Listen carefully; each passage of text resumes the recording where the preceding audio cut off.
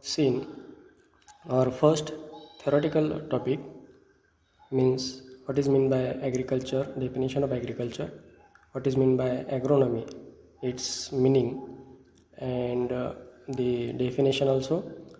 Then different branches of agriculture and scope of agronomy, and last one, that is the role of agronomist. Today we are going for our first practical exercise. Before that, some instructions are there. Here, this is our front page of practical exercise. You have to write all total exercises in a separate notebook. In short, you have to prepare your own practical manual or journal. म्हणजे तुम्हाला स्वतःच्या हाताने लिहून हे practical manual तयार करायचं आहे. This is the cover page for your practical manual. After the cover page means all total PDF file of whole exercises I will send or share with the WhatsApp groups. Then after the cover page there should be of index. In index 17 exercises are there आणि तुम्ही ते त्या ठिकाणी लिहून ठेवले तरी चालतील सगळेच, म्हणजे इंडेक्समध्ये. And below that there is a certificate. जर तुमचं एका पानावरती जर बसत नसेल तर सर्टिफिकेट हे तुम्ही नेक्स्ट पेजवरती सुद्धा त्या ठिकाणी घेऊ शकता. Okay, here we are first exercise introduction of seeds and crop plants at different growth stages. Okay, so exercise number 1, identification of seeds and crop plants at different growth stages. The objectives of particular exercise to know the seeds of different crops.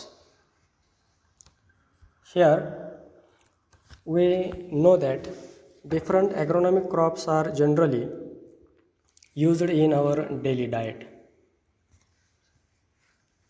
For example, jawar, bajra, wheat, maize, etc. etc.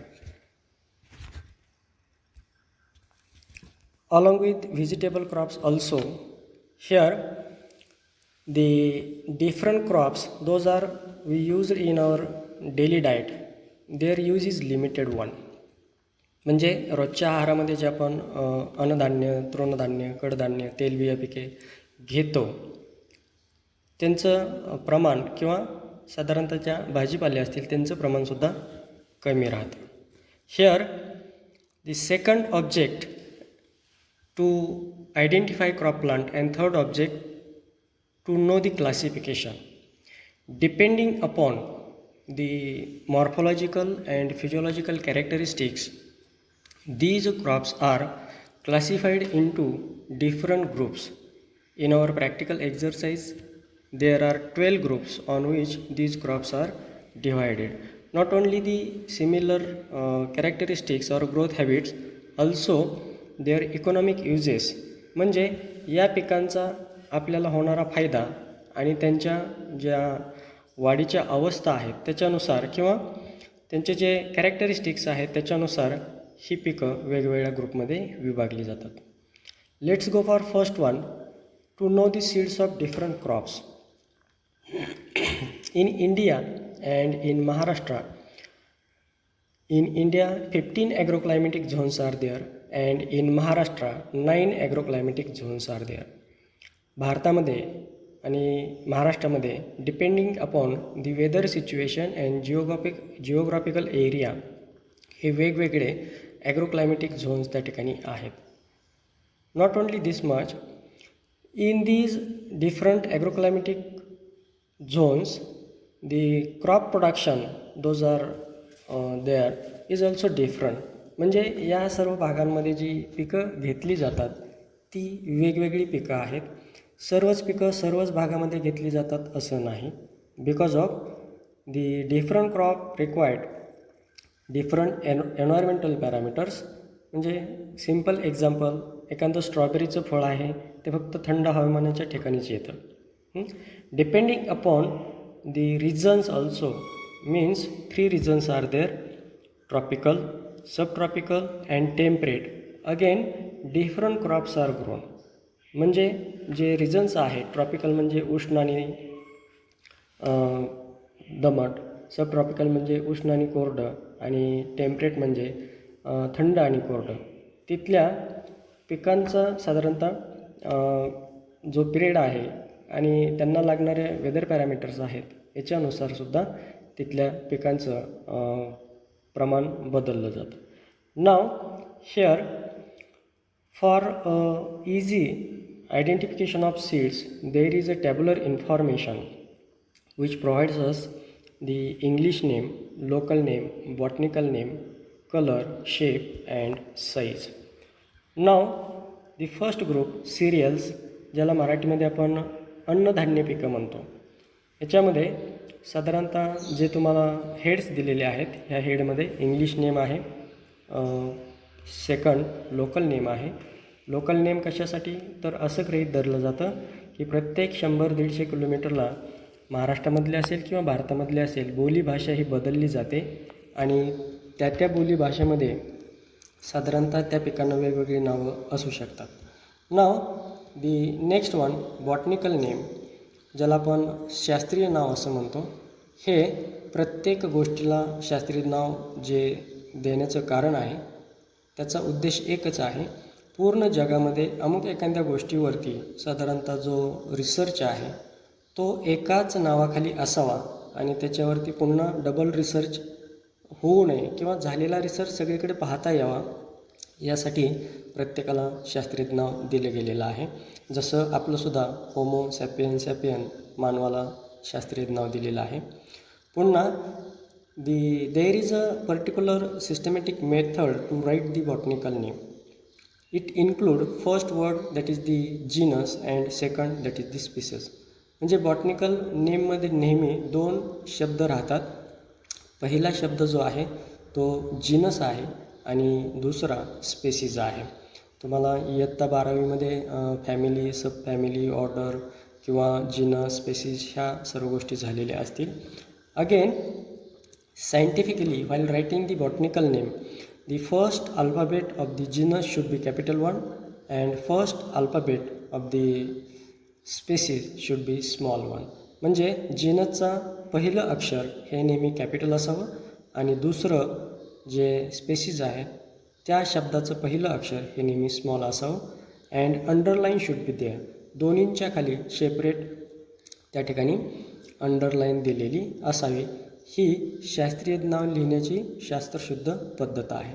Now regarding the colour, shape and size, we know that different seeds are having different colours, but there is no solo colour. म्हणजे जी वेगवेगळे आपण धान्यांचे किंवा grains पाहतो, वेगवेगळ्या पिकांचे grains पाहतो, त्यांचे जे कलर्स आहेत हे कलर्स कधीही एक सिंगल कलर नाही आणि म्हणून sometime it is difficult to identify the colour of particular seed. Then next one that is the shape.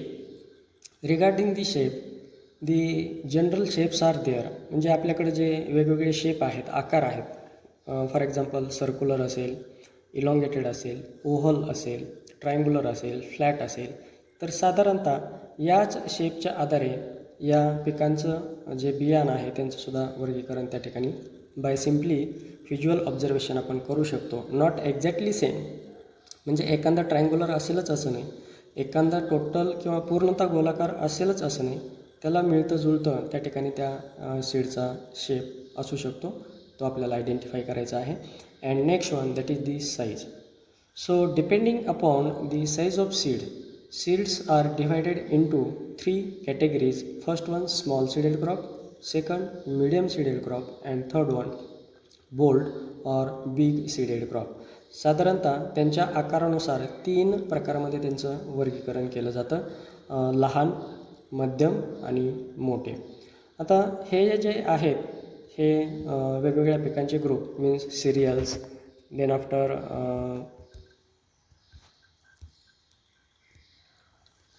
Pulses, ज्याला मराठीमध्ये कडधान्य म्हटलं जातं. It include the for example cereals include jowar, bajra means paddy, wheat, then maize, finger millet, proso millet, Indian or foxtail millet, kodo millet, little millet, oat, barley. In front of them, the local names are there and botanical names are there. In next, that is the pulses, डाळवर्गीय पिकं जे आहेत त्याच्यामध्ये साधारणतः ज्या पिकांना single कॉटलिडॉन असतो, म्हणजे ज्यांची इक्वल विभागणी होत नाही, त्याला सिरियल्स असं म्हटलं जातं. आणि जे इक्वली स्प्लिट होऊ शकतात सीड्स, त्यांना पल्सेस असं म्हटलं जातं, किंवा ते ऑइल सीडमध्ये सुद्धा मोडतात. ज्याच्यामध्ये पिजन पी आहे त्यालाच रेड ग्राम किंवा तूरसुद्धा असं म्हटलं जातं, green gram, black gram, etcetera etcetera. Then after oilseed crops, then next category is of, or classification is of fiber crops. Then green manuring crop. Green manuring ज्याला मराठीमध्ये हिरवळीची खतं असं म्हटलं जातं. स्पायसेस अँड कॉन्डिमेंट्स म्हणजे साधारणतः मसाला व तत्सम पिके. देन ड्रग क्रॉप म्हणजे मादक द्रव्य किंवा एखाद्या व्यक्तीला सेन्सेशन नष्ट करणारे किंवा थोडक्यात नशा करणारे पिकंसुद्धा त्या ठिकाणी आहेत, त्यांचं वर्गीकरण आहे. And last one second last fodder crops, चारा पिके. शुगर क्रॉप ज्याच्यापासून साखर बनवली जाते. ट्युबर क्रॉप्स म्हणजे potato, sweet potato, etcetera etcetera. And last one vegetable crops which include brinjal, tomato. Near about all vegetables are there. So what you have to do, तुम्हाला काय करायचं आहे, amongst all these included crops in tabular format, whatever the available seeds are there, म्हणजे जेवढे available seeds असतील तेवढ्यांचं तुम्हाला त्या ठिकाणी कलर, शेप आणि साईज लिहायचं आहे. तर कलर कसा लिहायचा तर ते तुम्हाला सांगितलेलंच आहे की कोणताही सोलो कलर नसतो. फॉर एक्झाम्पल या ठिकाणी you can see here some seeds are there. For example, first one the groundnut is there, second soybean, then the French bean, then green gram, black gram, etc etc. Now the first one groundnut and French bean, these are not exactly reddish one, not exactly red one, not exactly brown one. Or here also the green gram is not exactly in green color.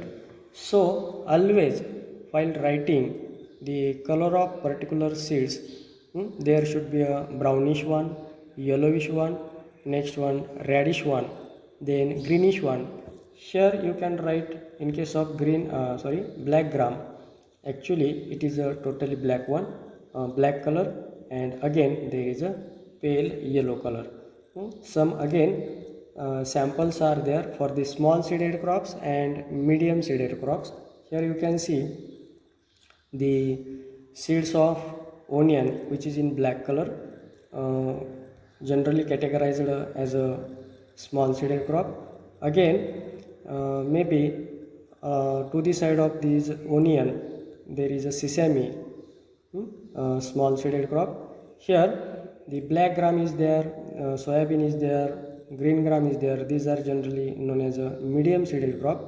And here the bhuimug means the peanut or monkey nut is known as a, or groundnut is known as a bold seeded crop. Also maize is known as a bold seeded crop. So these are the some examples of the different color, size and shape. Now look, there is no particular oval shape, there is no particular round shape, or there is no particular whatever the flat shape is there. So not exactly one, similar to that one you can write the particular shape by visual observation.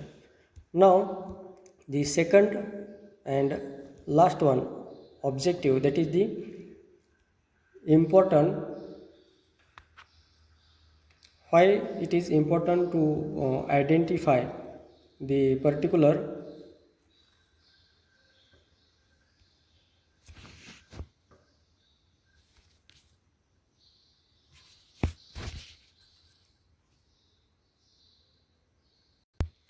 Now, so regarding the growth stages, as like us means human being also grown in different growth stages.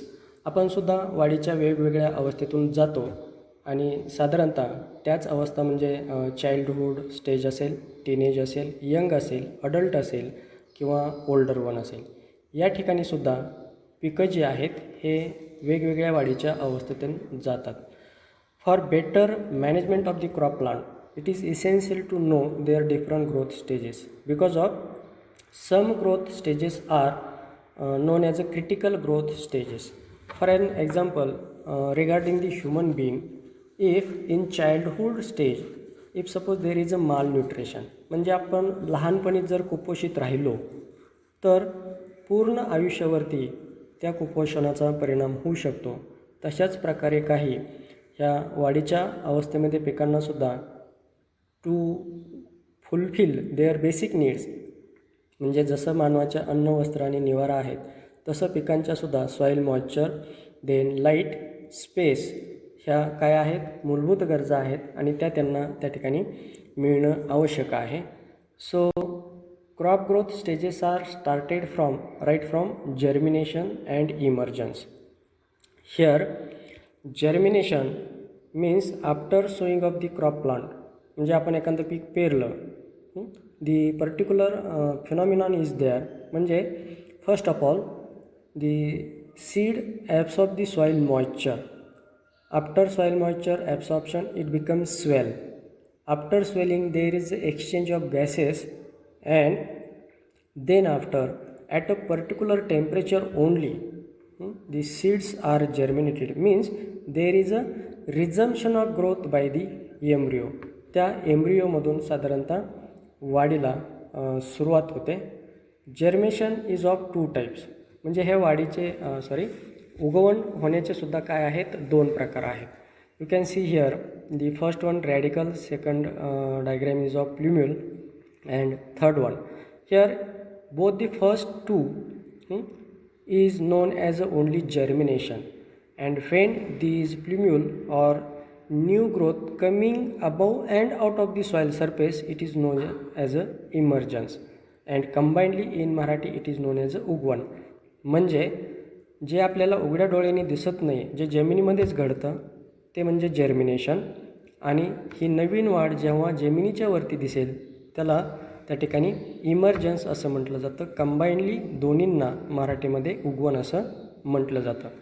यातला जो पहिला प्रकार आहे तो म्हणजे हायपोजियल germination. याच्यामध्ये जे seeds आहेत हे सीड्स जमिनीमध्येच राहतात आणि साधारणतः नवीन जी ग्रोथ आहे coming above and out of the soil surface. But in case of second one it is known as a hypogeal. म्हणजे याच्यामध्ये साधारणतः जे सीड्स आपण पेरलेले आहेत हे नवीन वाढीसोबत वरती येतात आणि त्यांचं त्या ठिकाणी पुन्हा ते ड्राय होतात. म्हणजे नवीन वाढ त्यांच्यामधून सुरुवात झाली की ते पुन्हा ड्राय होतात. ह्याला म्हटलं जातं इपिजियल. इपी अँड हायपोजियल जर्मिनेशन असे जर्मिनेशनचे 2 प्रकार आहेत. Now again the different crop growth stages are there, and these growth stages are divided into different groups. For example, growth stages in cereals are commonly divided into tillering stage. Second, the stem extension. Third one, the heading, and fourth one, ripening.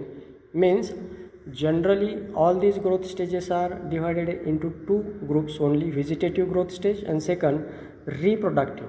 म्हणजे जर्मिनेशनपासून एखाद्या पिकाला फुलं येण्यापर्यंत त्याचं साधारणतः vegetative growth असं मानलं जातं. आणि दुसरं जे आहे ते म्हणजे ज्या स्टेजपासून फुलं लागण्याला सुरुवात होते तिथपासून त्याच्या मॅच्युरिटीपर्यंत त्याला फ्लावरिंग स्टेज असं म्हटलं जातं. साधारणतः जे वेगवेगळे पिकं आहेत आणि पिकांचे ग्रुप्स आहेत त्याच्यानुसार ह्या वाढीच्या ज्या अवस्था आहेत ह्या वेगवेगळ्या आहेत. जसं आपल्या स्टेजमध्ये म्हणजे if suppose we consider our first stage that is the childhood stage, the kind of daily meal is different. म्हणजे आपला जो आहार आहे तो साधारणतः वेगळा असेल. म्हणजे तुम्ही एखाद्या लहान बाळाला चपाती भाकरी वगैरे असं डायरेक्टली लगेच खाऊ घालू शकत नाही. It must be of some kind of liquid should be that. So again vice versa, एखादा अडल्ट आहे ज्याच्या शरीराची रिक्वायरमेंट अतिशय जास्त आहे, त्याला तुम्ही फक्त चमच्याने वगैरे दूध पाजू शकत नाही, किंवा that is not the proper daily meal. Likewise also it is essential to know different crop growth stages, because of depending upon the different crop growth stages there is a management of the crop. Means whatever the input should be there, irrigation असेल, then weeding असेल, hoeing असेल, maybe there is a plant protection measures, means the control of pest and diseases. त्याचबरोबर त्या पिकांना fertilisation असेल, ह्या सर्व साधारणतः ह्या वाढीच्या वेगवेगळ्या अवस्थेवरती अवलंबून राहतं. आणि म्हणून साधारणतः वाढीच्या अवस्था ओळखू येणं हे सुद्धा अतिशय महत्त्वाचं आहे. So this is about our first exercise. In this exercise we have seen the why it is essential to identify the seeds. And suppose identification is there, on which basis the identification should be there, means English name, local name, botanical name, the color, shape and size. Then different crop groups, classification of crops depends upon the morphological and physiological characteristics. And next one, that is the economic uses. त्या पिकांचा आपल्याला सगळ्यात मोठा फायदा जो आहे तो कशा प्रकारचा आहे त्याच्यावरती. And last one, that is the different growth stages of the crops and why it is essential to identify them. In short, for their simple management and high production, it is essential to identify them. So I will share the whole practical manual as a PDF file on the groups of the WhatsApp. So you have to write first exercise in your own handwriting, and again fill these tabular information. याच्यामध्ये it is not compulsory, किंवा असंही नाही की तुम्हाला सर्वच्या सर्व sheets तुमच्या घरी मिळतील. तर तुम्ही तुमच्या घरी किंवा मार्केटमध्ये आजूबाजूला साधारणतः प्रत्येक ग्रुपमधले जेवढे सीड्स अवेलेबल होतील, by simply their visual observation you may please write the colour, shape and size of the seed. Okay, thank you.